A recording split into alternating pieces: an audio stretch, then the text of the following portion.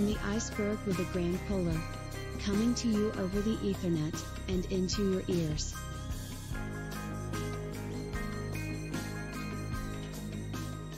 Are you fine? So far. Cool. All right. Well, let's start. Let's tell us about Fiene and Niovel. Okay, so my name is Fiene. How did it start? Well, it's you could like do the short version as like one day we wrote a song and then we wrote another one and then we ended up with an album. I think the long version is a little bit like Simon, my co-band member, and we met almost like 15 years ago now, like a long time ago, when we were both very young. And we actually met through music and wrote some songs back in the day, but we never really got past the sort of like, oh, we have a song now kind of stage, right? Like it was kind of like we did a demo and things, but it wasn't like it never progressed to a level where we would actually show it to someone. And then like, I don't know, life happened, we got busy, I got the job and so on and so forth. And we didn't do any music for, I think 10 years, maybe longer. And then during the first lockdown, we started meeting for walks every Friday. And so we would see each other much more regularly and spend a lot more time together again. And then towards the end of that first year, 2020, on one of those walks, I just started writing like the way we do it or used to do it is like I would just write random lyrics on sheets of paper, kind of, I would sit down and write something. And then when I show it to Simon, he can kind of play some music to it almost immediately. So when I hand him a sheet of paper with some text on it, he just starts doing things on the piano and then music happens. I don't know how he does that, but it just works. And that very first song, we actually never finished like that. It just didn't sound like it was a very poppy kind of number, and it just didn't sound, we couldn't get it to sound good. And then, but somehow we just kept writing, and then Simon wrote the first single off of the album is also the first song that he then wrote after that, I think, if I'm correct, which was Straight at Its Face. And somehow that was like putting on the faucet and stuff kept pouring out. And then we kind of like, we got Straight at Its Face ready, and we released a very embarrassing sort of like very first version actually in December 2020 to our Facebook friends. I have since removed as well. It was a very steep learning curve from there on, but like now it's kind of like, I mean, now with the internet and all the information that is available to you, and also having more resources, we're actually grown-up people now. We have some money that we can spend on the music. We have some money we can, buy gear with and take classes with, like, and sort of like pay people to work with us. So that made it a lot easier to actually like make the music sound much better. And then that was kind of like how it all started. And from there, we just started writing more and more material. And the difficult thing with the first album was that I was recording the vocals while we were still writing stuff. So I kind of had to learn all the songs and like was recording them as they were like basically fresh, hot off the press, so to speak. And I am like, I used to work in digital marketing. So like my favorite way to learn about things is to like listen to podcasts or read a book. So I then went out and sort of went like, okay, so now we have a real song. How do I actually get this out? Like, how do I do that? I had no idea what was involved. And so I listened to an audiobook, and there was this one great quote that I remember that really helped me a lot, which was like, you can get anyone to work on their music if you can pay them, like anyone in the world. And so that sort of like I realized, okay, there is no secret there is no secret. You just ask people, and then, you know, they say yes or no, and then like they do the work for you. And so I reached out to actually one of the I think it's one of the most famous symphonic metal studios. It used to be one of the studios that did a lot of symphonic metal in Germany, which is Gate Studio, which with Sasha Ped and Miro, who produced a lot of the albums, tons of the albums that like were Simon's early influences. So I basically just reached out to them and was like, they had a website up with like, we do mastering services. And I was like, well, can you help us? And they said yes. So, and that like really helped us kind of make it presentable in a sense. But at the core, it's just Simon and I started doing it, and then it kind of worked. We were very surprised, I think, that it worked. I'm still surprised every time we write a song, because there is this fear that like one day it's just gonna run out. Like, you know, you don't have any songs left or something like that. But so far that hasn't happened. And from like a why is it an album perspective, I felt like we had so much material, but also it's like a really nice sort of it's a really nice thing to make and then say you're finished. Right? Like if you just kind of make songs one after another, it's this endless thing of like just making things. And I think the ambition to turn it into an album and actually sort of curate things and make it into this very presentable sort of structure. Also the album structure itself, right? Like it's kind of like it has a set length, sort of, you know, you have certain requirements. You have to look a bit at pacing and like what kind of songs and stuff. It also lets you showcase a little bit more variety in a sense. But like that really helped us kind of stay and keep at it, because you can't just have an album with just one song. You know, I think if we hadn't had the goal of making an album very soon, we might not have been as diligent as we were in moving things forward. So, and then like that was throughout 2021, then like we spent a lot of time recording and writing and things. And then finally we were actually ready to release the album in, I think, December, November. We finished in November and then released it in December, because again, it's like you could wait for a better time, but it was our first album. Nobody knew us anyway. There was nothing to point to except the 2 singles. So you kind of have to build like a little bit of the first thing basically. And by the end, we just wanted it like, okay, we wanted it to be like done within the year. Basically, we were like, rather do it in December than like after the Christmas break, sort of having to gather all your energy again and sort of, yeah. So that's how that happened. Yeah, there's never really the best time to release an album. People always say you should do it before Christmas because people are buying Christmas, but those times have changed.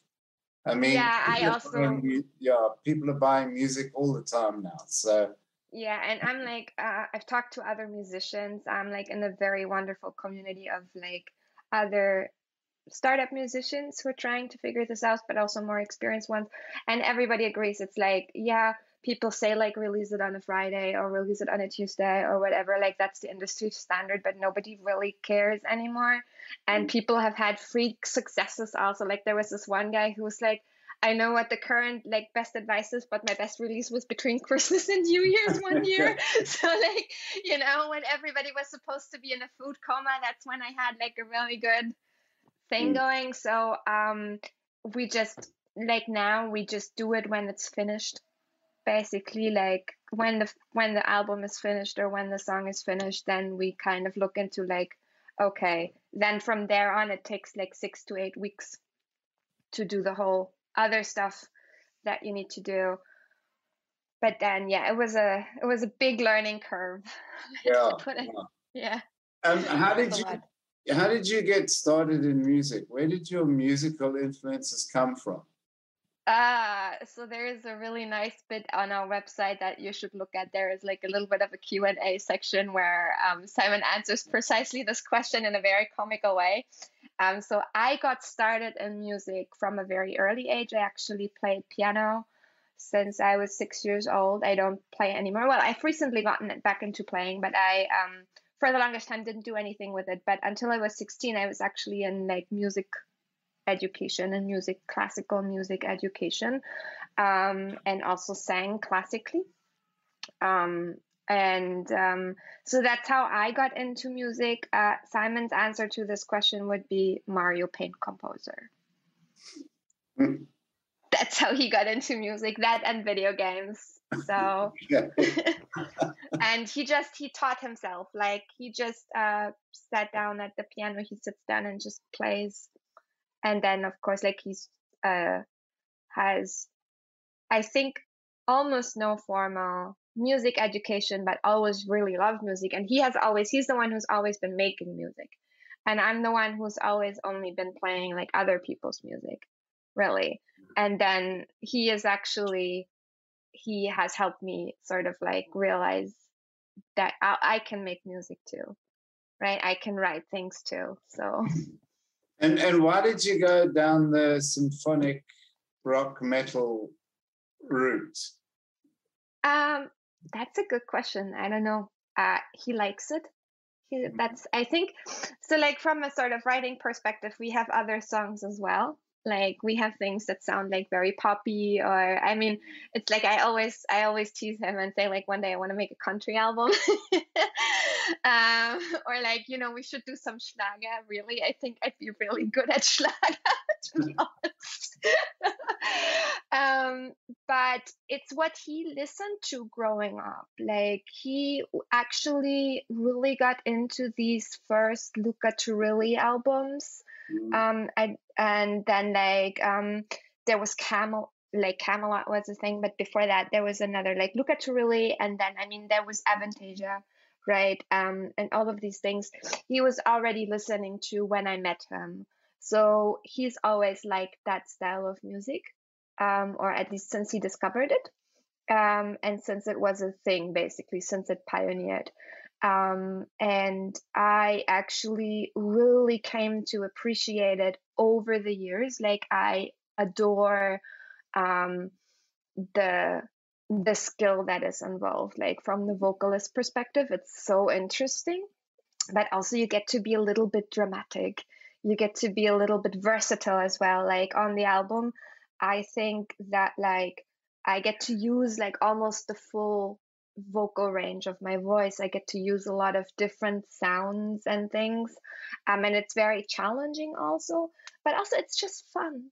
Like it's really fun to make that kind of music, and fun to listen to for us. Like I think if you have like an inkling for video games or like video game music, especially in the RPGs or things like that, if you enjoy that, then that's what like, yeah. So I think that it's a really fun thing to do, and it's, yeah. And I mean, we don't only do this. I mean, like, I don't know, Emerald Divide is a piano ballad, right? So like you can and like some of them have like different, I think, undertones as well, I would call it, right? They're not all straight power metal. They're all definitely influenced, but some of them you could like have as just a rock song, right? Like some of them are pretty just like rock songs. You could say it's a rock song, or a pop rock song. But people like to have a little box. yeah I think that's very useful, though. I think it's very useful because it's like, if I think about myself, how I shop for things, or how I select things, how I look for things, right? It's kind of like, well, if I'm in the mood for like something symphonic metal or something, is best music for tidying up, I think. Then like you look for that specifically, and even if you find something like a little bit adventurous then in the genre, still you need to know where to look. So I think like calling it symphonic metal, I mean, it's very interesting because I think musically it's more power metal than symphonic, but I cannot think of a single power metal band with a female vocalist. So my theory is now that basically if it's a male vocalist, it's power metal. If it's a female vocalist, it's symphonic metal. That's actually not a bad theory. That was my observation, because like from everything I tested, like I also tested like how do people like this, and how do people like on Facebook kind of like how do they respond, and basically every time I called it symphonic metal, they were like, yeah, clear, okay, I know what that is, at least the Europeans. And then if I say like it's power metal, then they were very confused about the girl singer. So I'm kind of like, I think it's a little bit like that. And then in the US it's different again, because they don't know either very well. So like they are not very, like if I show my husband is American, for example, if I show him the music, he's like, well, I don't know. Sounds a bit like Evanescence, but that's like the closest he can kind of. Yeah.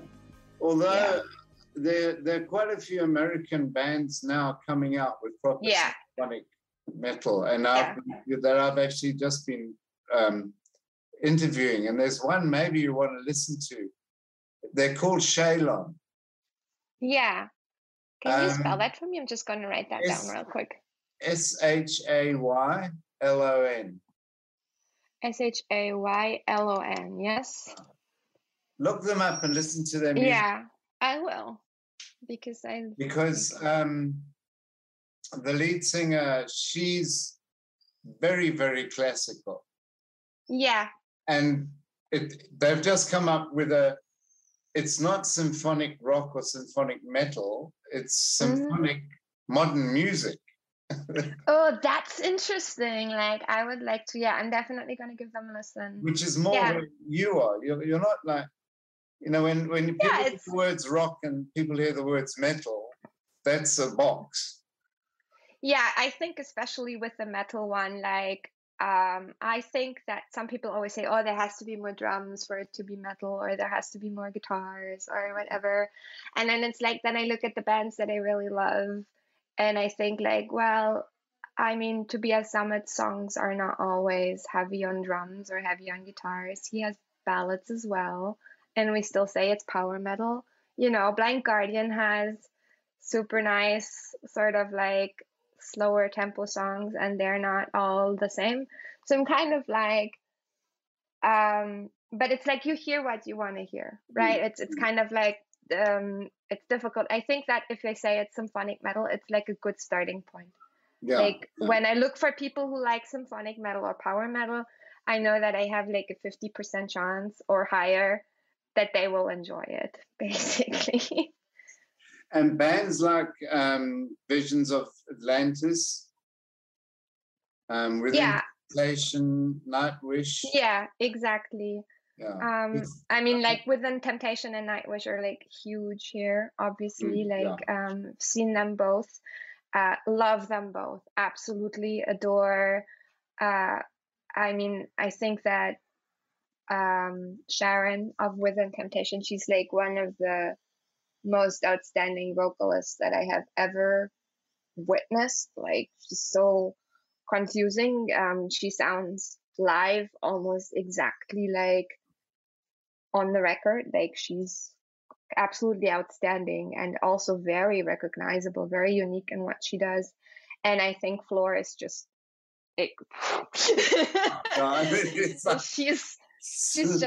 she's amazing. Like, she has and she can do both. I really admire that about her. Like, I really like how, for Nightwish anyway, like she does both, because Nightwish had these two very distinct phases with Tarja and Annette. So I like that Floor can do both. And I know that there is a lot of like operatic singing in symphonic metal, and for me it's like I have classical training. I could sound more operatic sometimes, I do, but I only do it when it's like written that way, basically, right? Like, there are some parts on the first album, like on Voice of the Deep, the higher parts are very lyrical soprano, for example, because I couldn't sing that high in like a belter voice. And then like the upcoming material that we have one song where I actually have like full blown opera mezzo soprano parts, basically, like in the classic style. But that's just because the song favors that. And I think that some songs do and some songs don't. And usually Simon has like a style in mind when he writes it. He kind of says like, this is this voice of yours or that voice of yours. So okay. Yeah, so are you planning on performing live, or are there any plans for that? No. Not in the near future. I don't well, first of all, we are not a full band. Like, we would actually have to hire musicians to do that, because at the moment we produce everything ourselves, and then for some parts we hire session musicians, like for example for the guitars. So we don't actually have like a full band. It's just Simon and I. So from that perspective, I also, we are both have jobs. We both have day life. We're not doing this like full time yet. I would hope to do mostly music one day, but we're clearly not there yet. And also, to be honest, I would probably, like, if I could pick, if like the god of musicians, like I could just have an audience and like pick what kind of band you want to be, I would probably go and be like Adele style, like just do my stuff most of the time and then play like a couple of shows. Play a couple of big shows. I'm not interested in, at this point, this might change. Like, I mean, Avantasia started as a studio project and have been touring ever since. So never say never. But from like what I know I can do and what I know I can handle and what I'm proficient at, I don't think that we will ever be a fully touring band. That doesn't mean we wouldn't do like a live stream concert if we could figure out a way to do that, or play a concert if the opportunity came up. And also, like, I mean, I don't think we ever really, like, in the beginning, we didn't even think about it, because like this was in the height of lockdown, like we were kind of like, no, we'll just make a song and put it on the internet. And I think that's going to be our main focus for a while yet. Yeah. It's amazing what's come out of this whole lockdown pandemic. Yeah. I interviewed a band from Belgium, and it's a husband and wife, and they were both professional athletes. Oh, okay. And then they got too old to be athletes and, was beyond their prime. And they said they sat down one day and they said, well, what do we do now with our lives? Yeah. And the guy said, let's start a band. And they very similar to you. And they started writing, and they put it out to their Facebook friends, and their friends all said, oh, they've got something here. And they took it to the producer in Brussels or somewhere. Yeah. And he said, this is great. We can do something with this. And now they're saying, well, they think they need to start calling themselves musicians now. But he's like, no. There's all these stories that are coming out, which is quite amazing. I think it was like a really good time. Like, it certainly like changed how I like my pace in life and what my focus is. Like, a lot, actually. Like, I think like everybody's perspective just changed, and then some people are very lucky because they could use the time to sort of like create something new, because it's like when you're always busy, nothing comes out of you because you're always just too busy. Your head is like, you have to be a little bored almost, I want to say, to be creative. Like, if you always keep every little inch of your brain busy, like, you're not going to write anything. Like, if I want to write lyrics, I basically just have to sit there and like stare at my sheet of paper and sort of like think and mull about, and like, but I couldn't write lyrics listening to a podcast or to the radio or like being busy in some other way, right? You have to have the time, or you have to make the space for other stuff to come up. And then I think it's quite amazing what comes up in people, actually, if you just kind of put them into a vacuum for a while and go like, okay, let's take away all of these inputs, right? Let's take away all of the stuff that the world is like, the crazy news cycles, the people, the office environment, the busy life. Yeah, that's true. It's absolutely changed the way people. I mean, I used to travel a lot. Yeah. And that stopped. Yeah. And then that was a bit of a bummer, though. A friend of mine said, well, because I've been in the music industry as well, and producing and also managing bands and, and producing stuff and working with the thing. And that all sort of started drying up and stopping and everything like that. And then a friend of mine said, well, Kai, why don't you start doing a radio show? Yeah. And are you enjoying that? And a year later, now I'm on 4 different stations. I mean, that's really crazy. Cool, though. You don't know where your life's going to go. Yeah, also that's like the biggest one is like nobody predicted COVID, and like then we were just like, oh, this is gonna be over in a couple of weeks or something, is what I thought in the beginning. Like I certainly didn't think that I would still be dealing with how it affects the world like 3 years later almost, right? Or 2 years later, and we're still not back to normal.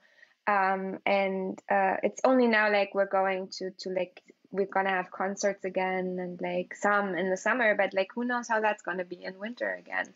So, and everything changes. You have to adapt and like find a new way to do what we all like to do, is like to send our message out, and then for other people to hear us, right? Like, I mean, this is why we make music, or why we do these things, is because I want to say like, this is my story, and then you can say like, oh, I hear you, I know this story. And then I say like, I know this too. And that's basically what art is about. And I think you can kind of, it's super sad, and it was a super difficult time, I think. Especially, I'm actually glad that I wasn't a professional musician at the time. Yeah.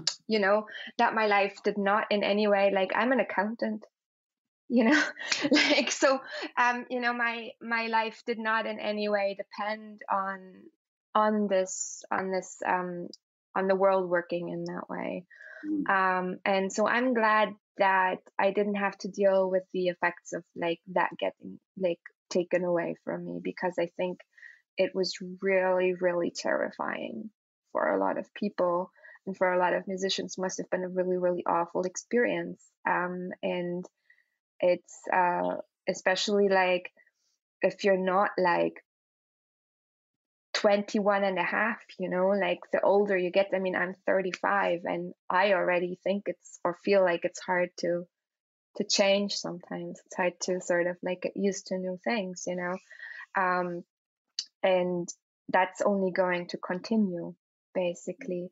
And so that was like, I was glad that I didn't have to deal with that fallout, that I could just approach it from the, okay, this is my first thing anyway, perspective. And then also like a lot of things, it's kind of good from a sort of decision perspective when you have some constraints. Like touring was never an option. Playing live, looking for a live gig wasn't an option. Worrying about where are we going to find the people for a live gig, or to form like a proper band, or whatever you want to call it. Like, I mean, I think we're a proper band. We're more than one person. So, but that was never an option. So we never even had to kind of think about like, oh, do we want to go that route? It was always just like, I mean, at the time we started doing this, that was like the strictest lockdown period, where you were only allowed, in Germany anyway, you were only allowed to meet like one other person out of your household. right? So like we would have done something very illegal had we actually started a real band. Or like, I don't want to say a real band, but like a traditional kind of 5 people, 6 people outfit. And we would have broken the law, you know, we would have gotten tickets and stuff. So like that was never an option.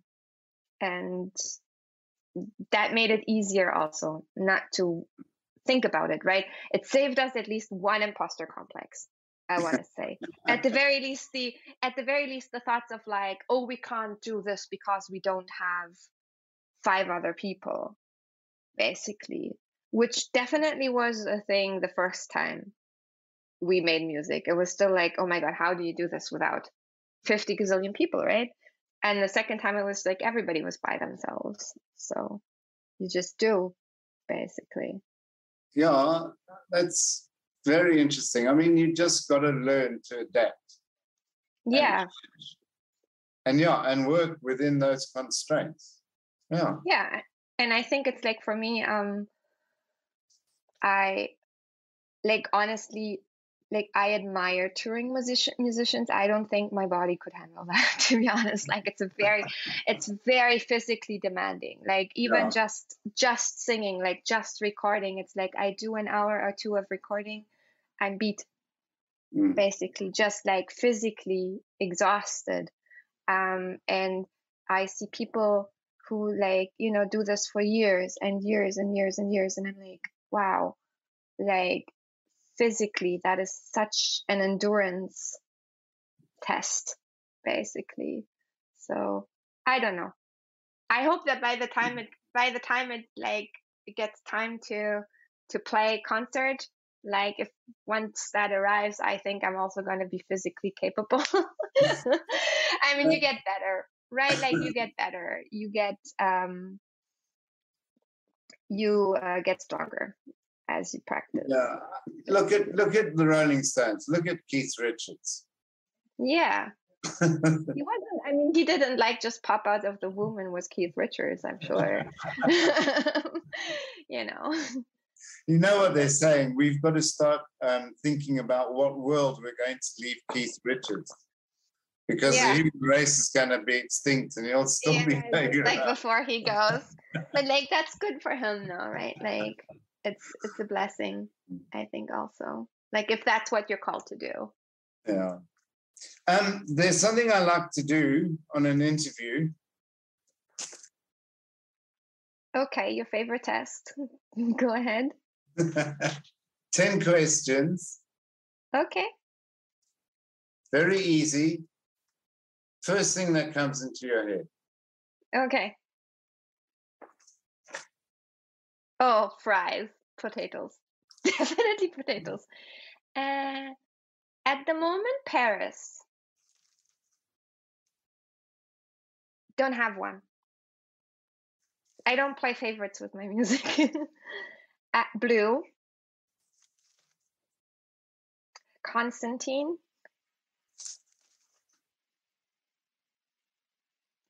That depends on the time of day. Cats. Cat. Meryl Streep.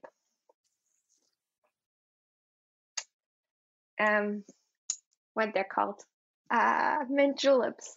Mint juleps. That's a trick question. I'm not gonna answer that one.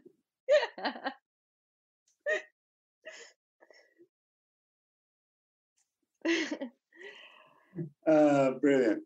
Thanks for that. Yeah, I think we've got more than enough to work with here.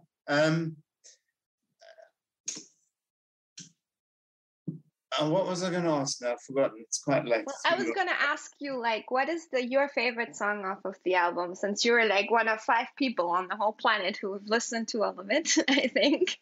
To be honest, I like Emerald, and I like Look at Your Face. Yeah, okay, good. That's good. I think most people like those. Yeah, so... I always say that, like, the Emerald Divide is like our user-friendly song.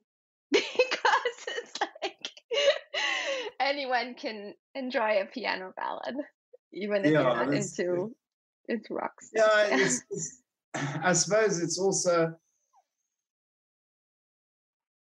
it depends on the time of day as well. Yeah, You know, definitely. at the moment, there's so much music that's being released. Mm-hmm.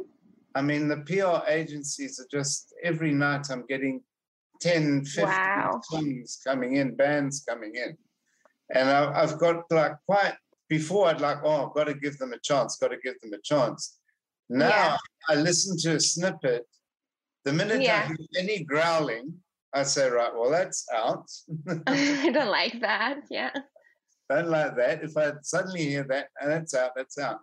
And, so it's. So what made you listen to like more than a snippet of our album then? Now I'm curious. Like, what do you think? I'll tell you honestly, it's just when I hear the voice and I hear, like, I'll just pick pieces out. Yeah. And if it resonates with me, then I'll think, I've got to listen more.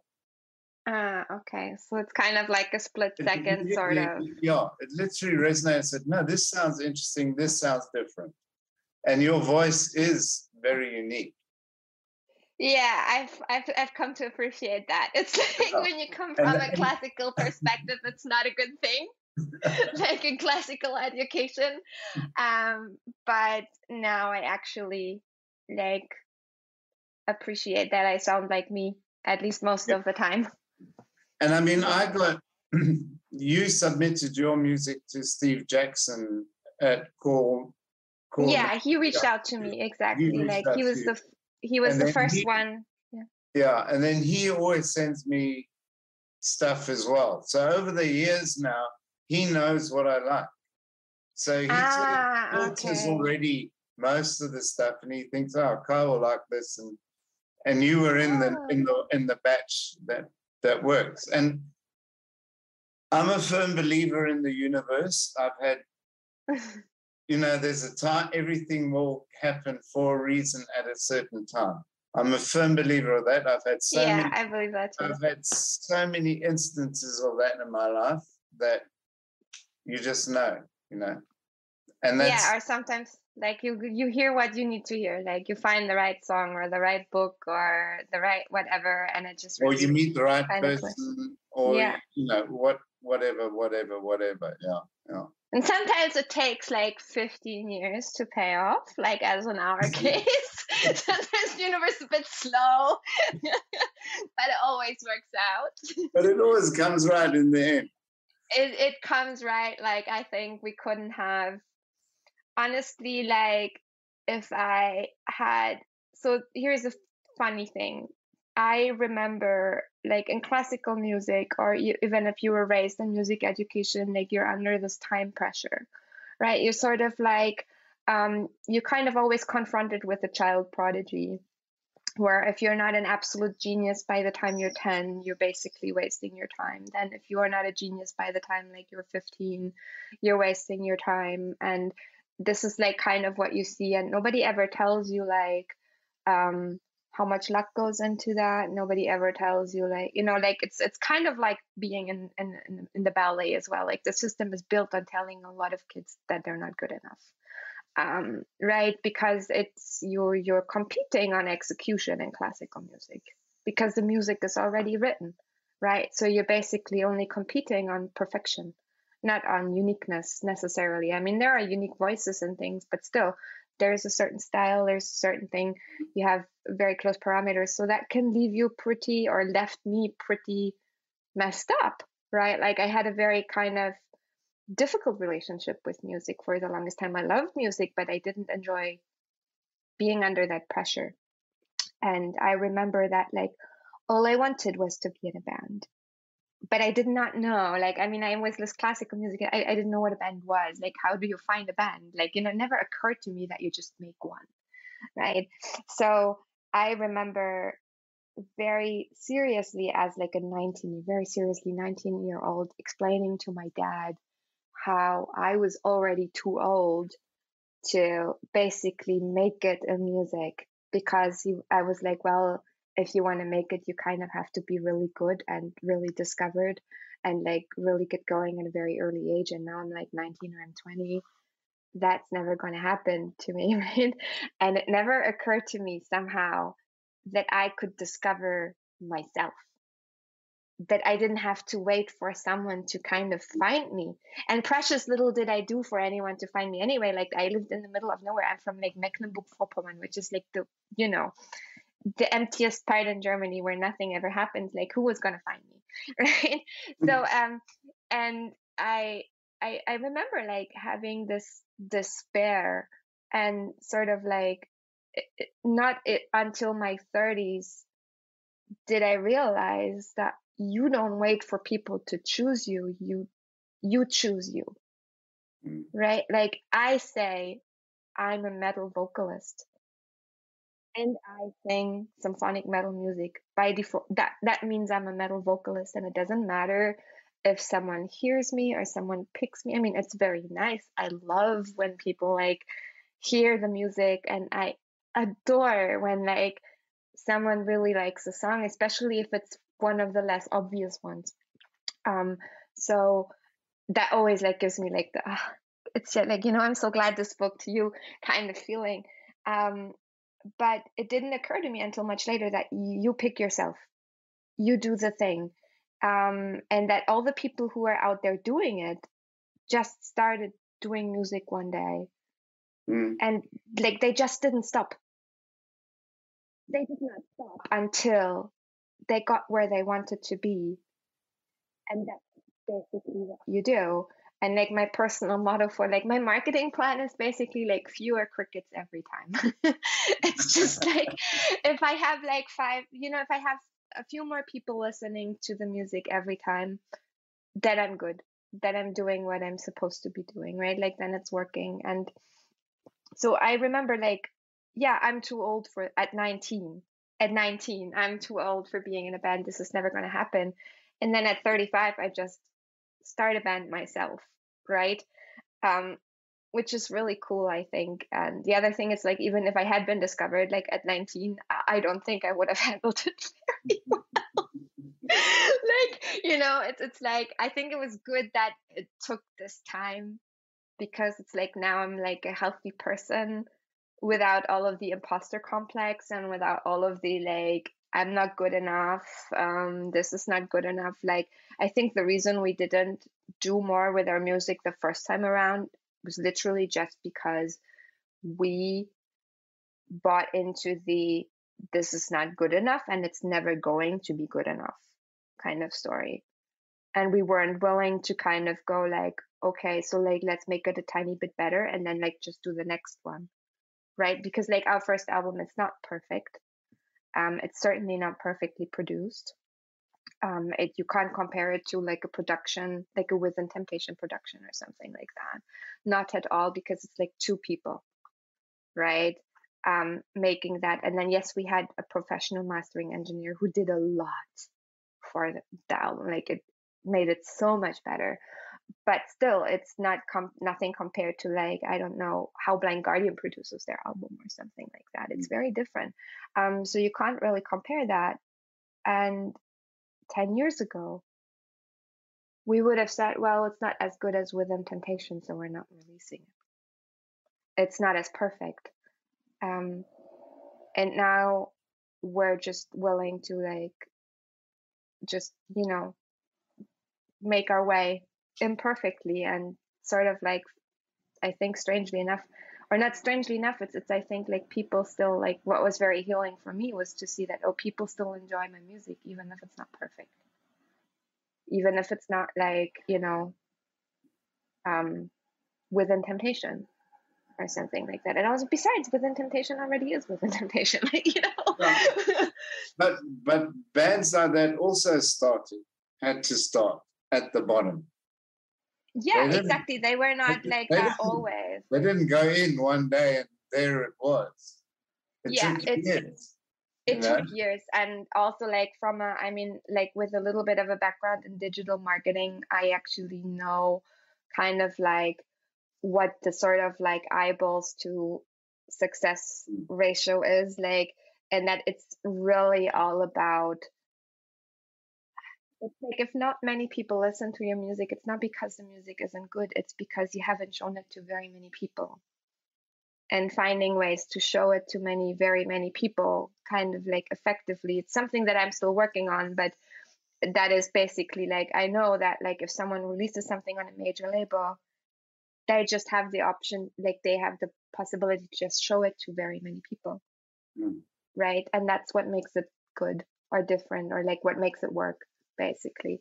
And now, I mean, we live in the best times. Like the internet is godsend. Like, I mean, I think it's a wreck for like bigger musicians, for bigger traditional musicians. Certainly, a lot of their things changed.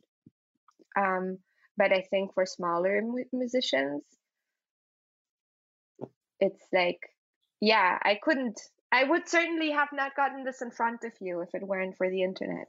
Well, exactly that, because the whole market has changed. Like you were saying, you know, the big record labels well, I'm not going to tell you how long ago it was, but it was a very long time ago when I played in the band. And we still had those things that were flat, you know, the big flat round thing. Yeah, LPs. Wow. But I hope to get I actually want to make a vinyl one day. It's like one of the goals, to have a vinyl campaign that works out. It was, you know, if you didn't have anyone at your gig, that was it. Yeah. You know, now, I mean, we've pushed out artists and we're finding artists all over the world.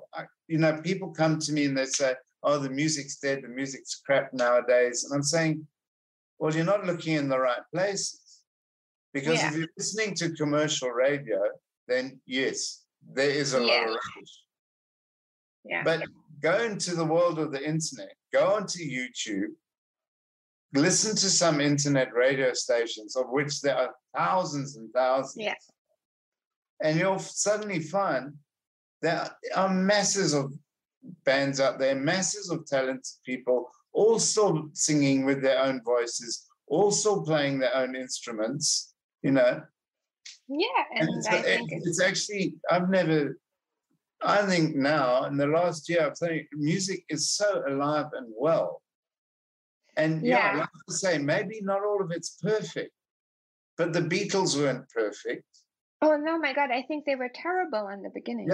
They even said that about themselves. And I've learned that it's mostly about audacity. It's like you just start and you don't stop, even if your brain tells you otherwise. Like, I have days where I love my music, and honestly, recording your own vocals and then like having to listen to them is a very humbling experience. So I also have days where I'm like, God, you can't sing for crap. Like, seriously, you sound like shit. Right? Like, where I can't listen to my own voice, and I think it's horrible, absolutely terrible. And the interesting thing is that always when I feel like really good singing, it sounds horrible. Like, there's something about when you like get too passionate about it that makes it really awful. It's kind of like just singing drunk. So I've had to learn that just because I feel good or bad about something. Like equally, like I've had sessions where I did not feel good about, like, you know, I didn't think it was a good day vocally, and I got lots of good material. So like, can't really. It's a very humbling experience, but so like your brain will tell you like you need to stop. You can't keep doing this. You can't sing, like this is crap, basically. And you certainly can't do it by yourself. And like you need a proper studio and a proper everything and whatever. And honestly, I think all of those things are very nice. And I would love it to have like, I don't know, just 5 audio technicians just flittering about me and never have to touch a cable again in my life. But at the moment, that's not my reality. And like, I want to have the music more than I want to not be afraid. Yeah, and you mustn't be afraid of being imperfect, because in a vocal, sometimes it's a bit of the imperfection that's actually the best part. I mean, It's like to give you an example, this is how the universe works. I don't know if you remember a band called Uriah Heep. No, I don't think so. Okay, well, they're a very big band in the 70s, 80s. And that was when I was playing. And the one night I came home from a gig and I looked at the album cover and I looked at the keyboard player and I said, you might not know this, but I'm going to be working with you one day. 35 years later, I was in Spain with a vocalist and we were recording an album with Ken in his studio. It took 35 years to get there. And Ken taught me a lot about recording vocals. And the one thing he refused to touch, and he wouldn't let his engineer touch, was auto-tune. Yeah. It's just like, don't.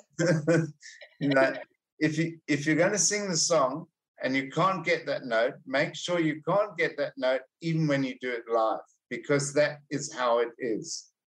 Yeah. You know, so even if it's not perfect, just change it so it becomes nearly perfect. But that's your identity. Otherwise, otherwise you have a machine. You know.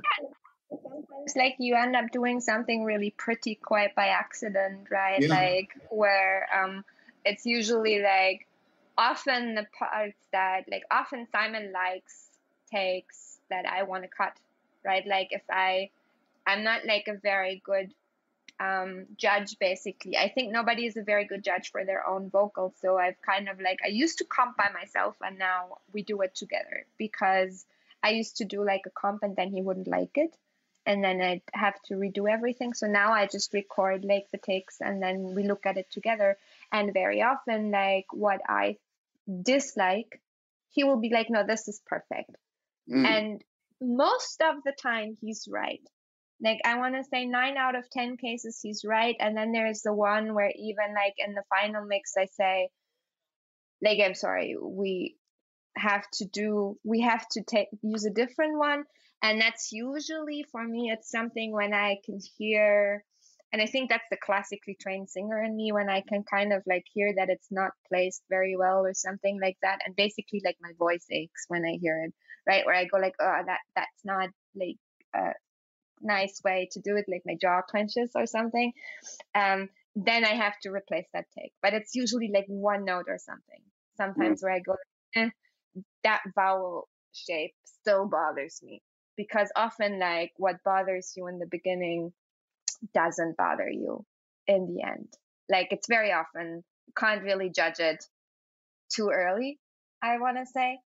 Like sometimes you make it and then you kind of go like, oh, this sounds rather crappy, and then you put it in the mix and it's like, whoop, magic somehow. So it's a crazy process somehow, and you never know at what stage like the alchemy is gonna happen. Like I've had things that sounded sort of crappy to me until they got mastered, and then I was convinced it was the most brilliant thing ever, you know, because suddenly it just worked. And then you go away and you listen to it 5 days later and you think it's crap.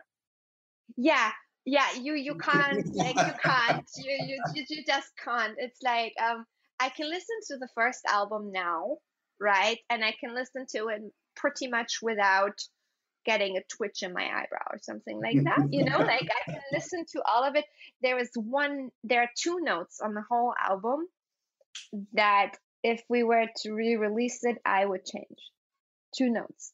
There's one in Straight at Its Face that bothers me still, even after listening, like just one. There's a single one where also I think it was like the worst take out of all the takes, out of all the times I ever sang this note. This was the crappiest time that we ended up using. And it was just because I had technical difficulties recording at the time, so nothing else was usable, basically. And it was like, I'm not going to redo this whole thing. So there's one there, and there's one in Flea, similar issue though. But it's very tiny. It's tiny. Nobody can hear it except me, and it's just because I know it's there. And all the other things that I thought bothered me, like after now, like it's been out for like I don't know, finished for like 6-7 months or something. It like I didn't listen to it. After we released it, I didn't really listen to it until we got the actual physical CDs made. So that was like 3 months later or something. And so like once we got the CDs, I could listen to it again. And now I can listen to it. It's almost like someone else's music. Whilst on the stuff that we're working on right now, very hard to listen to. Like while you're working on it, it's very difficult for me to listen to my own vocals, like kind of go. And also like, I mean, the unfortunate thing is that your ears improve as you learn. So like stuff that I didn't hear before, stuff that didn't bother me, now I hear it. So, I know. but you cannot let that stop you. You just have to like, I know that I am not judging this. Like I am not in the business of like, that's not my job. I sing, I record the stuff, I put it together, but I don't think anyone is a great judge of your own art. I think we're too close to it. Because Correct. the things that we like the most, like my favorite song of the album is actually Ironos, is the one that brings me to tears every time, even though it is not a sad song. But there's this one part in Ironos, like the slow chorus on like the fourth part, where I'm close to tears every time. And it's ridiculous because it's about a sentient fortress. It's about like a castle that rises from the ground to do battle, and it's nothing like it's not a sad thing basically. But all the while I'm singing this, I'm thinking about like this poor castle, nobody knows it's alive, and it probably feels very lonely because like they only come to Ironos when they want something from it, and nobody probably has spoken to it like for the last 1,000 years. Just this whole thing goes off in my head every time, right? So that's one of my favorite parts of the album, which is completely like unrelated to what everybody else likes, basically. Although I do like Emerald Divide too. It's a very it's a very good song. Okay. All right. Well, yeah, it's been very nice chatting with you, and I could spend a long time as well, but talking to you, because one of the girls that I still look after, she's just like you when it comes to recording vocals. Yeah. She actually drives engineers and producers and myself. No one wants to go into the studio when she's doing her vocals. Is she like very anxious about it? No, she is just too exact. Okay. We had to reconstruct pretty much half a song and re-record drums, because somewhere she got stuck in her brain. There was a half note of a cymbal that clashed with her vocal.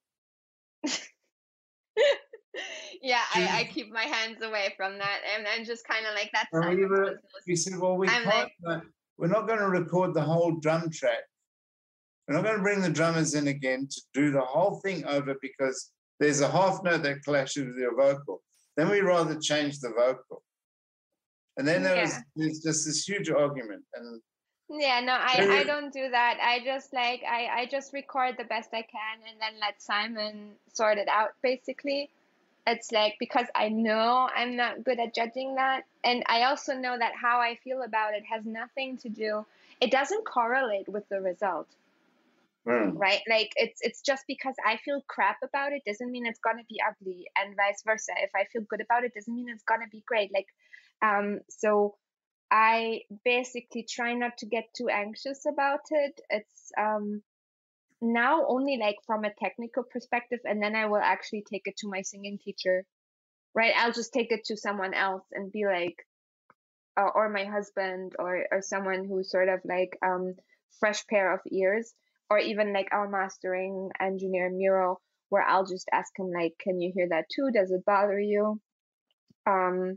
And then also like Simon, actually, it's almost like sometimes I feel like I'm the face of the band, but I'm also an instrument in the band.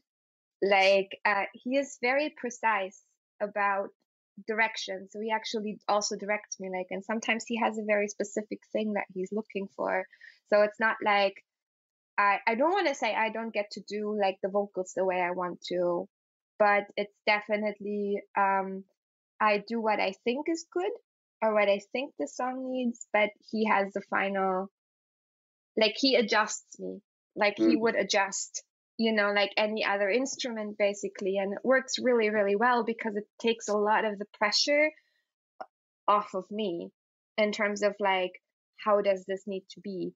And of course, I'm much more particular with the songs where I have written most of the songs, right? Like, then like, so for me, the ones that he wrote are easier to record than the ones that I wrote because I'm much more, like with the ones that I wrote, I have like much more of a thing in my head of how I wanted it to sound.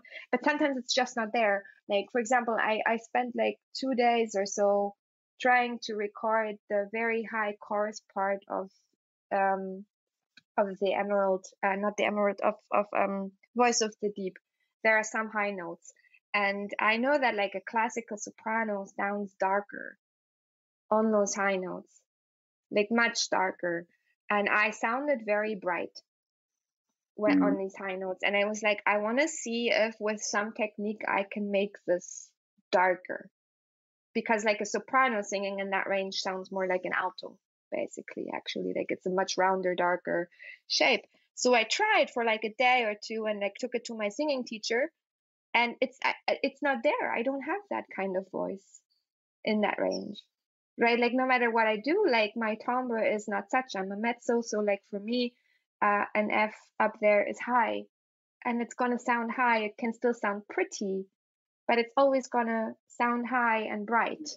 So I was like, okay, so clearly I don't have that, what I'm looking for. So like then I either leave it stand, or I have someone else sing the song, right? Like that's always an option. And I mean, like for some parts we did that. Like on Flea, we have a second vocalist who is actually professional. She's a professional soprano. She makes her money. Like she is like a actual theater at the opera soprano. And so like she has this dark quality for that villain bit in Flea that we were looking for, where it's like never in a million years could I have sung that. And with 1,000 singing lessons, not because that's not how I sound. And sometimes it's just not there. And then you have to take the best you have. And as I said, my rule now is like, if in the end, after the distance, like after having distance by the end of sort of like mastering stuff, if it really bothers me, I'll ask for like a revision, but it's rare. It's rare. And even with the 2 notes on the first album, I can live. Like it's fine. 2 notes out of like a million, it's not a problem. It's really, I think it's okay. I think it's bloody marvelous. Thank you. Okay. Well, it was really nice to meet you and to chat. And then please stay in touch when you're releasing new music. Yeah, I think we have something come out. I don't want to say like soon. I know because I don't know. Like we have 2 songs of the next one finished of the next album, but you never know.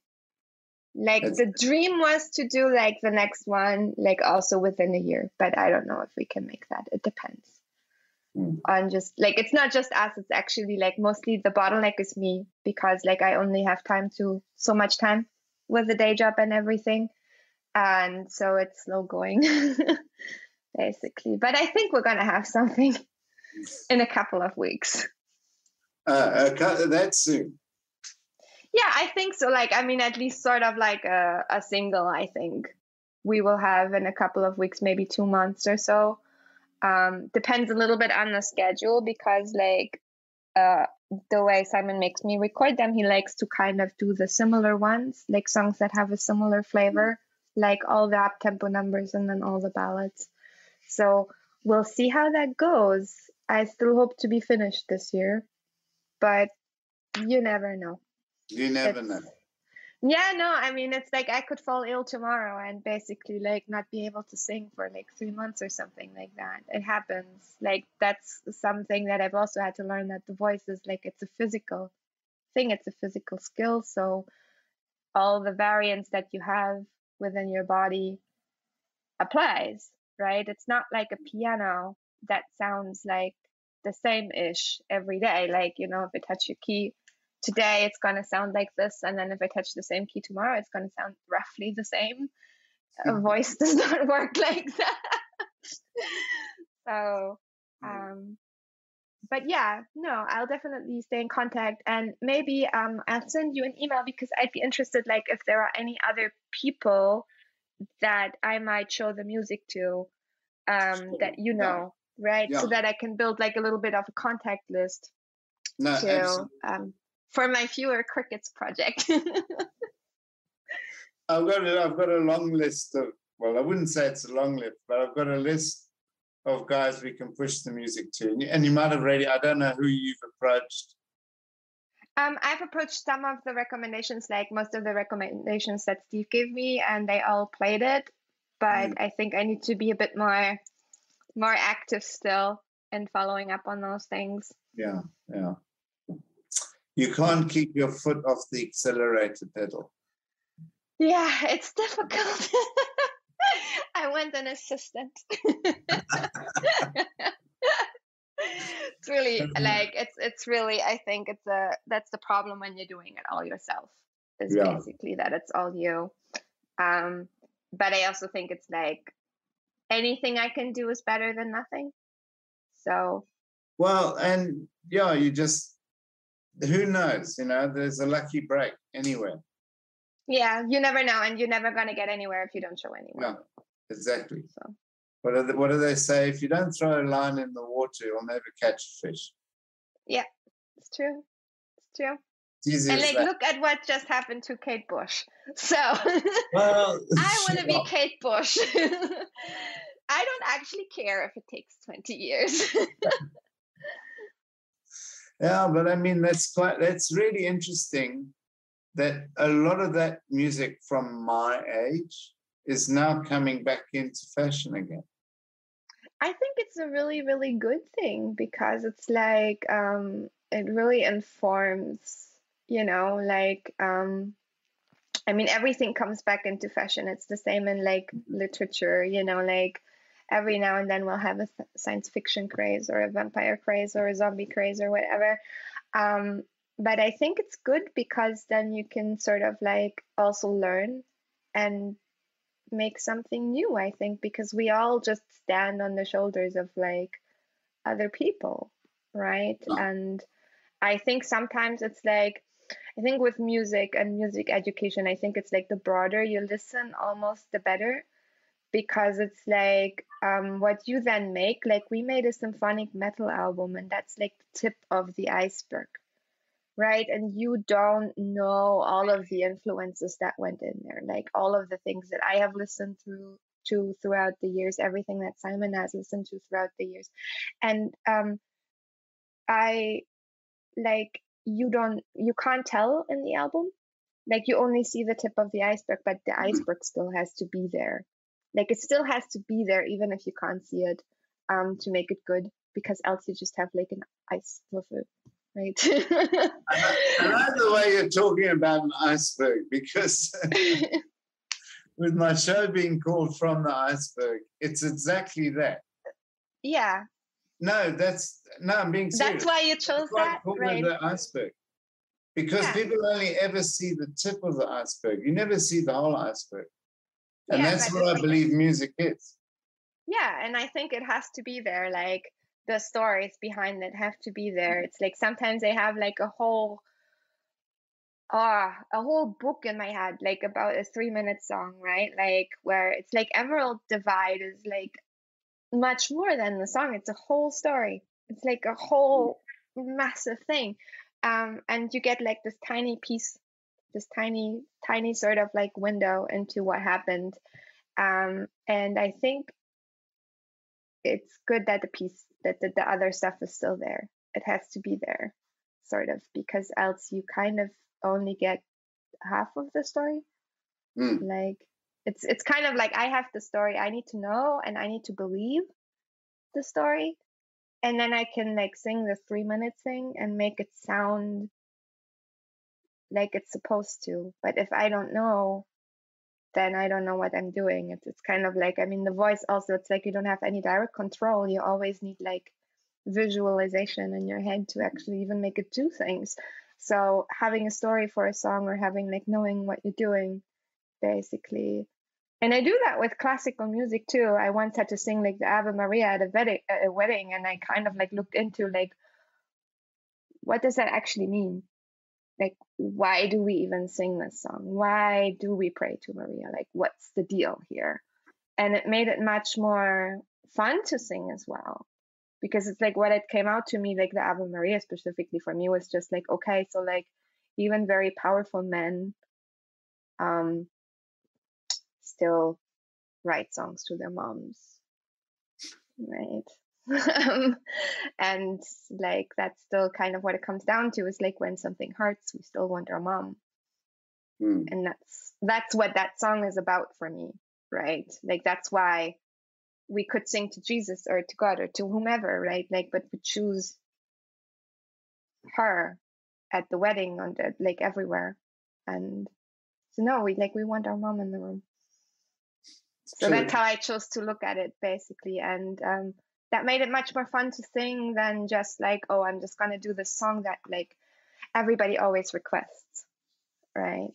And I think for my own music, it's the same. Like you have to have the iceberg, because else, yeah, you what do you have? An ice cube.